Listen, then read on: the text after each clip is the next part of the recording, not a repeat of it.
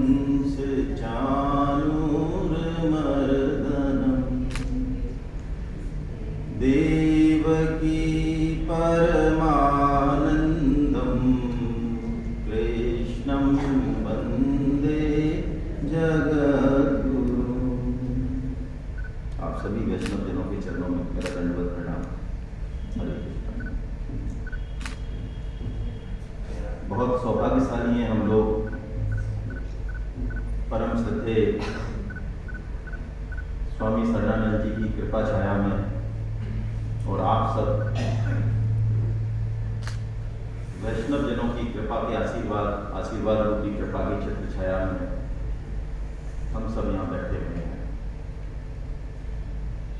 मैं सभी सम्मानीय जनों को प्रणाम करता हूँ।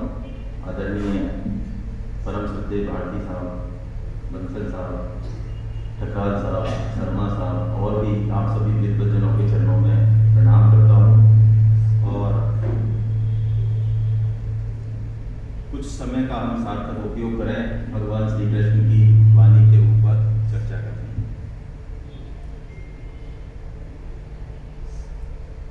कई बार बहुत मूल्यवान और महत्वपूर्ण चीज़ें जब हमें आसानी से मिल जाती हैं और बार बार मिल जाती हैं तो हमारी ये बुद्धि उसका महत्व समझ नहीं पाती।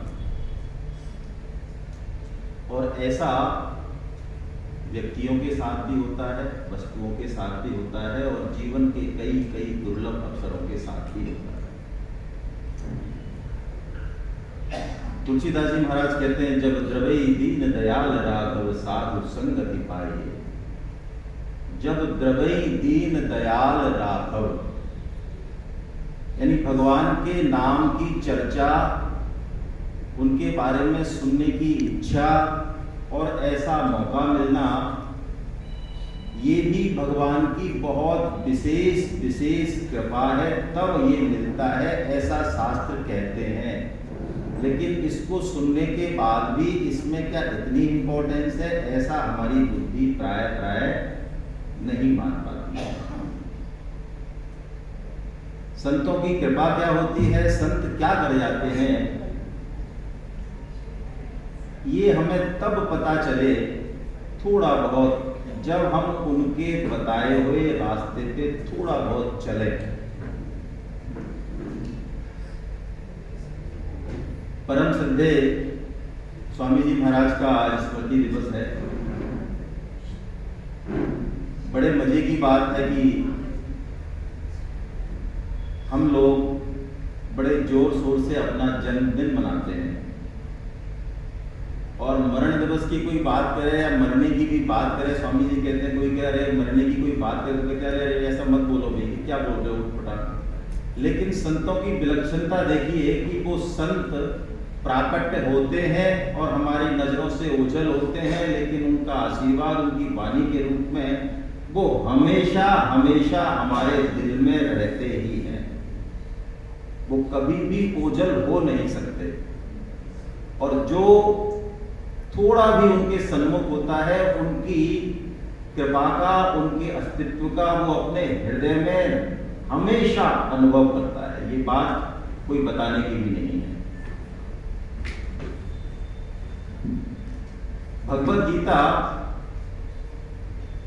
एक ऐसा शास्त्र जिसे आज पूरी दुनिया मान रही है। शंकराचार्य जी कहते हैं, भगवत गीता किंचित गीता गंगा जलवण का पीता। थोड़ी सी भी उसकी चर्चा करें तो कहते हैं, सकृदप यश मुरारी समर्चा तस्य यमक किम कुरेते चर्चा। ऐसा उद्घोष करते हैं शंकराचार्य जी महाराज कि भगवत गीता पे थोड़ी सी हम चर्चा करें तो यमराज के यहां से हमारा खाता ही उठ जाता है। वहां पे जो हमारा अकाउंट है वो खाता हुआ रहता नहीं है, ऐसा शंकराचार्य जी महाराज कहते हैं। अभी इतना बढ़िया बहनों ने ऐसा बढ़िया गान किया, धर्म बदरम मधुरम बदरम। सारी सृष्टि सब कुछ भगवान श्री कृष्ण का सब कुछ मधुर है, ये सृष्टि भी मधुर ही है। क्योंकि ये भगवान का ही प्राकट्य है। लेकिन ये सृष्टि हमें दुखमयी दिखती है, हमें ऐसा लगता नहीं जैसा हमारे बारे में गीता के बारे में कहा जाता है। हमारे बारे में गीता बताती है कि हम भगवान के अंश हैं। तुलसीदास जी कहते हैं चेतन अमल सहज सुख राशि। हम कैसे हैं? ईश्वर अंश जीव अविनाशी, चेतन अमल सहज सुख राशि। हमारा वर्णन हो रहा है ये। वो कहते हैं हम चेतन हैं, अमल हैं, यानी मल हमारे अंदर किसी तरह का दोष पाप है ही नहीं, और सहज सुख राशि हैं, यानी सुख राशि यानी सुख नहीं, सुख के भंडार, आनंद के अक्षय भंडार। और उसके लिए कोई हमें आंख का नाक पिचकाने की, कोई ध्यान में जाने की जरूरत नहीं है। वो सहज है, यानी है ही हमारे अंदर। अब इसको पढ़ के, इसको सुन के ऐसा लगता है कि शास्त्रों में ये क्या क्या लिख दिया गया है। हम अपने बारे में देखते हैं, अपने जीवन के बारे में देखते हैं, तो ऐसा हमें लगता नहीं है। क्या कारण है? मैं एक प्रश्न आपसे पूछता हूँ, थोड़ा सा उसका उत्तर दें और बड़ा प्रैक्टिकल होकर उत्तर दें। 2 ट्रेन हैं रेलवे स्टेशन पे खड़ी हुई हैं। एक बिल्कुल एसी है, खाने पीने की सुविधा है, उसमें बहुत बढ़िया बैठने की व्यवस्था है, सोफा है, बेड है, बिल्कुल घर की तरह। और एक बिल्कुल जनरल बोगी की तरह ठसाठस भरे हुए हैं, पता ही नहीं कैसे। उसमें सीट की तो छोड़ो, पानी खाना कुछ नहीं। किस में जाना पसंद करेंगे? Please respond. सिर्फ प्रवचन के उस माहौल से नहीं बैठे, प्लीज रेस्पॉन्ड। और ऐसा एकदम से ऐसा भी नहीं दे दें, बहुत प्रैक्टिकल आंसर है भैया। हाँ, एसी वाले में बैठना पसंद करेंगे। यही समस्या है हमारी। ये शास्त्र कह रहा है और हमें कुछ और दिख रहा है। इसके पीछे कारण यही है। आप कहेंगे कैसे? परम श्रद्धेय स्वामी जी कहते हैं, बड़ी प्यारी इनकी बातें ऐसी अकाट और तार्किक है, जैसा कि भारती जी कह रहे थे। परम श्रद्धेय स्वामी रामसुखदास जी महाराज इनमें गुरु भाव रखते थे। जब तक वो शरीर से रहे, ऐसा कभी हुआ नहीं कि वो वृंदावन आए और मानव सेवा संघ में वो जाए नहीं, वहां का आशीर्वाद प्राप्त नहीं करें। मुझे किस्मत से 2010-11 में स्वामी जी की वाणी का पढ़ने का अवसर मिला। लेकिन जब मैंने स्वामी शरणानंद जी की वाणी पढ़ी तो मुझे लगा कि स्वामी जी रामसुखदास जी महाराज इनमें गुरु भाव क्यों रखते हैं। हम एसी ट्रेन चाहते हैं, बिना ये जाने कि वो ट्रेन हमारे गंतव्य स्थल तक जा रही है या यही समस्या है। हमें जाना बॉम्बे हो और वो एसी ट्रेन यदि कलकत्ता जा रही है और उसमें हम महीने भर भी रह लें, साल भी रह लें, 3 दिन भी रह लें, और उसमें से उतरने के बाद हम कहाँ रहें, कलकत्ता पहुंचे, तो हमारा कोई पर्पस सॉल्व होता है या नहीं? यही कहा गीता में स्वर्गलोक के लिए, तेतम भुक्त्वा स्वर्गलोकम विशालम क्षीणे पुण्ये मृत्युलोकम विशन्ति। स्वर्गलोक ऐसा ही है। हमें जाना बॉम्बे हो, सूरत में पकड़ लिया, हमें 5 स्टार होटल दे दिया, 3 दिन 5 दिन, और उसके बाद धक्के मार के निकाल दिया, बिल्कुल धक्के मार के। ये शब्द है शास्त्र का, मैं मन से नहीं बोल रहा हूं। जीवन का उद्देश्य क्या है? हर चीज का एक उद्देश्य होता है। जैसे कि ये आश्रम यहाँ पे बनाया गया, परम श्रद्धेय अभी स्वामी जी की कोई संकल्पना थी, जिसे आप सब, शेखर साहब और आप सब साबित कर रहे हैं, साकार कर रहे हैं। तो हर चीज का एक उद्देश्य है। ऐसे ही इस मनुष्य जन्म का भी कोई उद्देश्य है। हम अपनी मन बुद्धि से मनमाना उद्देश्य नहीं बना सकते। जैसे ही उस उद्देश्य पे यदि दृष्टि चली जाए हमारी, बस फिर हम कुछ भी करें, हम परोपकार करें, हम पढ़ाई करें, हम नौकरी करें, हम झाड़ू लगाएं, हम रोटी बनाएं, हम जो भी हमें ड्यूटी मिली वर्णाश्रम से, जो भी मौका मिला जिस शरीर में, उसके बाद जो भी क्रिया हम करेंगे वो उस टारगेट को प्राप्त करने के लिए विधि हो जाएगी, साधना हो जाएगी। लेकिन लक्ष्य को नहीं पहचाना तो बड़े से बड़ा काम भी, परोपकार भी अंततः पतन ही करने वाला है। ये शास्त्र कह रहा है।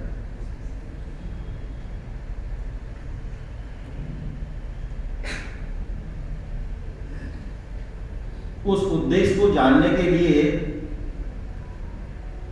हमें थोड़ा सा, जैसा कि शेखर साहब कह रहे थे, ये हमारा अहम जो है, बुद्धि जो है, ये जनरली आसानी से किसी की बात को मानने नहीं देता। संतों की कृपा, ये जो यहाँ हॉल में जो बैठे हैं, ये मान ले कि यहाँ पे स्वामी जी की अटूट कृपा बरस रही है, अटूट। अभी हमारे मन में सद्भाव उठेंगे, सद विचार आएंगे, सद निश्चय होगा, लेकिन उस निश्चय पर हम अडिग नहीं रह पाते। बाहर जाते ही हम अपना निर्णय चेंज कर देते हैं। अभी हमारे मन में कोई विचार आएगा, हमें ऐसा करना है, हमें रोज गीता पढ़नी है, या हमें किसी सिस्टम से जुड़ना है, हमें कोई ना कोई सत्संग करना है, घर में कुछ करना है। धीरे धीरे जैसे ही बाहर निकलेंगे, पीछे एक छोटा दिमाग है, खोदू, ये खोदता रहता है, ये उस जो डिसीजन लिया उसको खोद देगा। वो कह देगा ऐसा कुछ जरूरत नहीं है, बस भगवान को मानो, अंदर से अच्छे अच्छे काम करो, कुछ नहीं। परम श्रद्धेय स्वामी जी महाराज कहते थे, दुख का भोग और दुख का प्रभाव। बड़ी जोरदार बात है। सबके जीवन में दुख आते हैं, हम सबके जीवन में। अच्छा, हम दुख को बुलाते हैं क्या? एनीबडी? कोई महारानी कुंती जैसा विशाल जो है हृदय नहीं होगा जो कहते हैं विविधई संतूर सस्वत्यर्थ तत्र जगत गुरु है। महारानी कुंती भगवान से विविधाएं मांगती हैं। हमारे जैसे लोगों को लगता है अरे महारानी कुंती तो इतनी बड़ी भक्ता है, वो विविधाएं मांगती है। विविधाएं नहीं मांगती, विविधाएं मांग के भी वो कुछ और मांग रही हैं। वो विविधाएं इसलिए मांगती हैं कि दुख में जो हमारा ये अहम है, ये सुख बुद्धि है, जो हमें टारगेट पे ध्यान नहीं देने देती है, वो भगवान से हमारा तार को जुड़ता है दुख में। ये हम सबका अनुभव है। और जब दुख आता है जीवन में, तो कुंती जी देखती हैं कि भगवान श्री कृष्ण प्रभु पधारते हैं उनके जीवन में। तो वो कहते हैं मुझे दुख ही चाहिए, जिससे कि कम से कम आपके दर्शन तो होते हैं। तो दुख बिना बुलाए आता है और सुख बिना बुलाए उसको कोई नौता देने की जरूरत नहीं है, उसको कहने की जरूरत नहीं है कि भाई साहब आप पड़ोसी के यहाँ तो जाओ, हमारे यहाँ साल भर से पड़े हुए हो सुखदेव का, वो चले जाएगा अपने आप, उसको रोकेंगे तो भी वो मानेगा नहीं। स्वामी जी कहते हैं दुख का भोग तो ये है कि सुखी अवस्था आने पे हम उछल जाएं हर्ष से, और दुखी अवस्था आने पर हम दुखी हो जाएं। दोनों ही अवस्थाओं में हमारा जो टारगेट है, असली टारगेट में एक शब्द में बता दूं, भगवान का स्मरण, भगवत स्मृति। जैसे भी हो ये केन प्रकारेण श्री कृष्ण मन श्री कृष्ण निवेश। भगवान श्री कृष्ण में, अपने इष्ट में हमें उनका स्मरण रहे, ध्यान रहे। चाहे कैसे भी बड़े से बड़ा सुख जीवन में आए और कैसे भी बड़े से बड़ा दुख जीवन में आए, वो दोनों ही आने जाने वाले, वो चले जाएंगे। और दुख का पर्पज भी यही है। हमारे जीवन में जो दुख आते हैं, बहुत छोटा सा टेक्निकल कारण तो ये है कि वो हमारी पुराने कर्मों की वजह से आते हैं, लेकिन नहीं, असली कारण ये है कि हम भगवान का स्मरण भूल जाते हैं। हमें भगवान का स्मरण कराने के लिए वो दुख आते हैं, और ये ही दुख का प्रभाव है। ये दुख का भोग नहीं है, ये दुख का भी सदुपयोग है। और हम थोड़ा देखें जीवन में, जितने भी बड़े से बड़े महापुरुष हुए, यहाँ तक कि अवतार हुए, आज भी जो बड़े से बड़े हैं आज समाज में, जिनको हम प्रतिष्ठित कहते हैं, बड़ा कहते हैं, उनसे पूछेंगे तो कहीं न कहीं उनके जीवन में ऐसी प्रतिकूल परिस्थिति आई होगी, दुख आया होगा, और उस दुख ने जो उनको सिखाया होगा, ये हम सब जानते हैं, वो बड़े से बड़ा IIM का इंस्टीट्यूट नहीं सिखा सकता। पांडवों के लिए आता है ना, एक कवि है, उन्होंने लिखा है, कुछ एक कविता लिखी है, बाधा विघ्नों को चूम चूम है, जब पीसा जाता, जब इक्षुदंड झरती रस की धारा अखंड, जब फूल पिरोए जाते हैं, हम उनको गले बिना प्रतिकूल परिस्थिति, दुख की रगड़ लगे बिना हमारे जीवन का ये सुख की जो आसक्ति है, ये छूटती नहीं। हमारा जीवन किसी पर्टिकुलर एक उद्देश्य के लिए मिला है। भगवत गीता में इस बात की स्पष्ट घोषणा है। लेकिन गीता ये टेक्निक देती है कि हम जिस भी स्थिति में हैं, जिस भी आश्रम में हैं, जिस भी वर्ण में हैं, जैसी भी स्थिति में हैं, गरीब हैं, अमीर हैं, समय है, नहीं है, काले हैं, गोरे हैं, अपंग हैं, बुद्धिमान हैं, कम बुद्धि, कोई फर्क नहीं पड़ता गीता को। गीता कहती है जो कर रहे हैं उसे यदि गीता के रसायन से करेंगे तो वही कर्म हमें अपने टारगेट से मिलाने वाला होता है। लेकिन इसके लिए हमें भगवत गीता की शरण लेनी पड़ेगी। हमें ये मानना पड़ेगा कि हमें अभी बहुत कुछ नहीं आता। प्राय होता यह है, विवेकानंद जी कहते हैं कि हम इंडियंस की एक आदत होती है कि हम किसी भी बड़े से बड़े ग्रंथ पे बहुत जल्दी टिप्पणी कर बैठते हैं बिना उसको पढ़े या समझे। भगवत गीता, हाँ, कर्म किए जा फल की इच्छा मत, यही तो है गीता में। ऐसा गीता में तो नहीं कहा। विवेकानंद जी कहते हैं यदि हम वास्तव में इंटेलेक्चुअल हैं, बुद्धिमान समझते हैं अपने आप को, तो किसी भी ग्रंथ में, ये गीता तो ग्रंथों का सार है, मात्र 700 श्लोक। हम बातें भले कर लें, हम में से बहुत कम अभी हाथ खड़े करें तो वेद पढ़े हुए मुश्किल से कोई 1-2 निकलेंगे। और उससे भी बड़ी इंपॉर्टेंट बात जो संत कहते हैं, वेद पढ़ना अलग बात है, लेकिन वेद का भावार्थ और लक्ष्यार्थ समझना बहुत अलग बात है। कोई हमसे कहे 10,000 पेज की एक किताब हो, हमसे कहे मेडिकल की, इंजीनियरिंग की, बच्चों की, किसी की भी, उसका सारा जिस्ट कोई हमसे कहे, एक पन्ने में, वो पन्ना भी एक तरफ वाला, दोनों तरफ वाला नहीं, उसमें यदि करने को कहे हमसे उसका सार, और ऐसा करने को कहे कि सारी इंपॉर्टेंट बात उसमें आ जाए, कोई छूटे ना, क्या हमारे लिए संभव है? हरिशरणम संभव है? नहीं है। लेकिन ये चमत्कार भगवान करते हैं गीता में। आप भगवत गीता में ऐसा कोई भी ग्रंथ आप उठा लें जिसको आप पढ़े हुए हो, उपनिषद हो, पुराण हो, वेद, कोई भी एक भी भाव जहां आपको लगे कि ये भाव बहुत प्यारा है, आपको भगवत गीता में ना मिले, ऐसे संभव नहीं। और छोटी सी फिर भी 700 श्लोक मात्र। इस मनुष्य जीवन की दुर्लभता को पहचाने, गीता यही बात दिखाती है। गीता इस जीवन की दशा नहीं सुधारती, दशा तो सुधरेगी अपने आप, इसकी दिशा को इसके डायरेक्शन को चेंज करती है। मनुष्य जन्म बहुत दुर्लभ है, जैसा कि मैंने शुरू में आपसे निवेदन किया, हमें कैसे ये मिल गया, अपने आप मिल गया, इसलिए इसकी दुर्लभता का हमें अंदाजा नहीं है। लेकिन भगवत गीता की थोड़ी सी शरण लेते ही हमारा सब कुछ बदलने लगता है। आज देखिए बहुत बड़ी जिम्मेदारी है, मुझे बड़ा अच्छा लगा, इतना बड़ा, जैसा कि शेखर जी कह रहे हैं, पूरी 5 स्टार कल्चर है आसपास, लेकिन ऐसा आध्यात्मिक केंद्र हमारे बीच में है, हम इसका लाभ तो उठाएं। आज हमारे बच्चे, ये जवाहर सर्किल पास में रहा, मैं इसका उदाहरण देता हूँ, आपको चाहे बुरा लगे लेकिन मैं रोक नहीं पा रहा हूँ अपने आप को।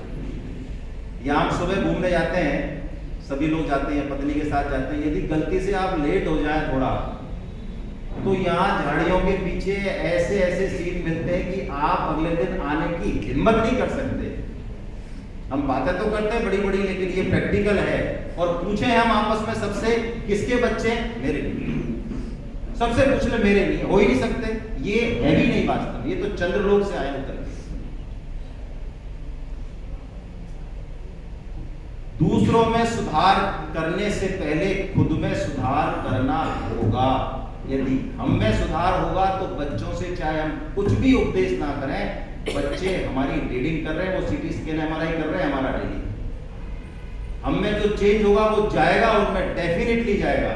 और ये एक बहुत बड़ी जिम्मेदारी है हमारी कि हमने जो हमारे पुरखों को देखा, जिस सात्विकता से, जिस उच्च विचारधारा से जीते हुए, कम से कम उतना तो हम आगे दे जाएं। और ये देने के लिए भगवत गीता की शरण हमको लेनी ही चाहिए, लेनी ही पड़ेगी। संतों की शरण हमें लेनी ही चाहिए। मैं बहुत ज़्यादा समय नहीं लूँगा, बस आपको एक छोटा सा निवेदन करूँगा।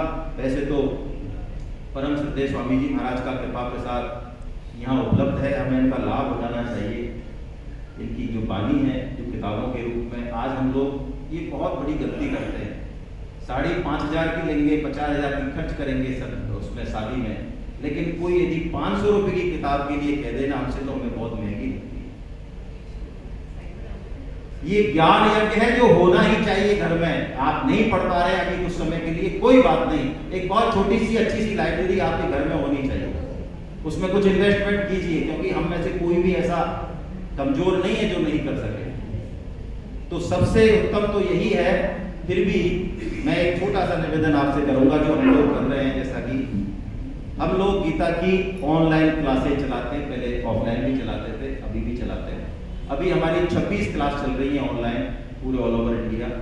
उसमें हम 10 महीने में भगवत गीता के एक एक श्लोक का भाव रूप से अध्ययन करने की कोशिश करते हैं। उसमें कुछ एग्जाम्स होती हैं, कुछ असाइनमेंट्स होते हैं, बड़ा अच्छा एग्जाम है, बड़ा टेक्निकली है। ये मैं पंपलेट आपको निवेदन करूंगा, सबको मिल जाएगा। तो पिछली बार हमने इसको निःशुल्क चलाया था बिल्कुल, और एक भगवत गीता की छोटी सी टीका ये भी निःशुल्क भेजी थी करीब 900 साधकों को। इस बार हमने 500 रुपये रजिस्ट्रेशन फीस रखी है जानबूझकर। वो ली जाएगी लेकिन रखी नहीं जाएगी। उसको लेकर जब आप कोर्स कंप्लीट करेंगे तो उसको वापस आपको, लेकिन थोड़ा अटका के रखेंगे आपको। भाई ये जो हमारा सॉफ्टवेयर है ना, ये मॉनिटरी भाषा समझता है, क्या करें। तो वो रजिस्ट्रेशन फीस है वो मिल जाएगी आपको वापस, और ये किताब अभी भी निःशुल्क मिलेगी। हालांकि मेरा निवेदन है कि संतों की वाणी जो होती है वो अल्टीमेट होती है। हम संतों की वाणी में कुछ पढ़ें और इस तरह की कोई टीका में कुछ पढ़ें तो कहीं कोई भेद लगे तो निस्संकोच संतों की वाणी को ही हमको फॉलो करना चाहिए, क्योंकि उनका जो अनुभव है वो स्वतः अनुभव है, वो अलग बात होती है। फिर भी आप जैसे वैष्णवों के संग से ये भगवद गीता के कोर्स में यदि आप सिर्फ सप्ताह में 2 घंटे की क्लास होती है, आप रजिस्ट्रेशन कराएंगे या किसी को प्रमोट करेंगे तो बहुत अच्छा लगेगा। 2 ही काम जीवन में इंपॉर्टेंट है भगवद गीता के हिसाब से। एक तो हम पहले खुद पढ़ें, और दूसरा जैसे भी हो, जैसे कि ये सब शेखर जी बाकी लोग पूरा जीवन तन मन धन, धन तो खैर ठीक है, इससे भी इंपॉर्टेंट तन और मन होता है। दूसरों को सन्मार्ग पे लाने के लिए यदि आप अपना तन मन धन खर्च कर रहे हैं, वास्तव में वही जीवन है। ऐसे ही भगवान की वाणी को यदि हम निष्काम भाव से दूसरों को पहुंचाएं, उनको प्रेरित करें कि वो उस तरफ चलें, इसको भगवान ने कहा कि मैं उससे सर्वाधिक प्रसन्न होता। ये भगवान कहते हैं खुद 18.68, 72 और 70वें श्लोक में, न चेत तस्मात् मनुष्येषु कश्चिन मे प्रियकृतमः बबीता न चेत तस्मात् अन्य प्रियतरो भूमि। ऐसा कहते हैं भगवान कि जो निष्काम भाव से मेरी वाणी का प्रचार करेगा, ये संतों की वाणी भगवान की वाणी है, इनकी सारी शक्ति भगवान की ही है, इनमें और भगवान में कोई भेद नहीं है।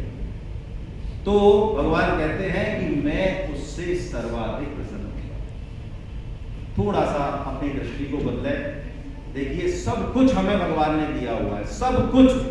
आज हम थोड़ा सा देखें, हमें जिस तरह का माहौल मिल रहा है, जिस तरह की सुविधाएं मिल रही हैं, जिस तरह की हमारी समाज में स्थिति है, ये सब भगवान की विशेष कृपा है।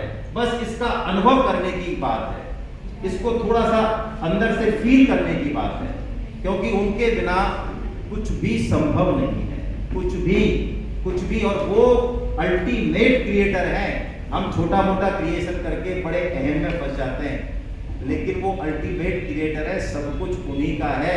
वास्तविक मालिक वही है, चाहे घर हो, चाहे गाड़ी हो, चाहे कोई पंच महाभूतों का ये शरीर हो, चाहे कुछ भी हो, सबके मालिक वही है। तुलसीदास जी कहते हैं भगवान की सृष्टि की हमारी ये सृष्टि ने एक घर बना दिया। रॉ मटेरियल भी वही है, बनने वाले भी वही हैं, और बनाने वाले भी। जेहि सृष्टि उपाई त्रिविध बनाई, संग सहाय न दूजा। जो करऊं अघारी चिंत हमारी, जानी भगति न पूजा। कुछ भी नहीं चाहिए भगवान से, भगवान को हमसे, बस हम ऐसे शरणागत हो जाएं बिल्कुल, क्योंकि सब कुछ वही है। वो बस हमसे यही चाहते हैं कि हम उनके तरफ उनकी इस भाव को, उस कृपा को महसूस करके और पुकार लगाएं भगवान से। माँ जो है बच्चे से कुछ नहीं चाहती, सिर्फ पुकार चाहती है। जैसा कि स्वामी जी कहते हैं, कोई और नहीं, कोई गैर नहीं। आइए हम भगवान से एक पुकार लगाएं, बिल्कुल संकोच छोड़ के और निष्काम हृदय से। ये पुकार ही भगवान तक पहुंचती है, ये प्रार्थना ही हमारे बस की है, बाकी कोई साधन हमारे बस का नहीं है। आइए मेरे साथ साथ लगाइए, हे नाथ, हे मेरे नाथ, मैं केवल आपका हूँ। हे नाथ, हे मेरे नाथ, आप कृपा करो, मैं आपको भूल नहीं। हरे बहुत बहुत धन्यवाद श्री सिंदूर जी, आपने अपनी जीवन का उपदेश और उसकी महिमा के बारे में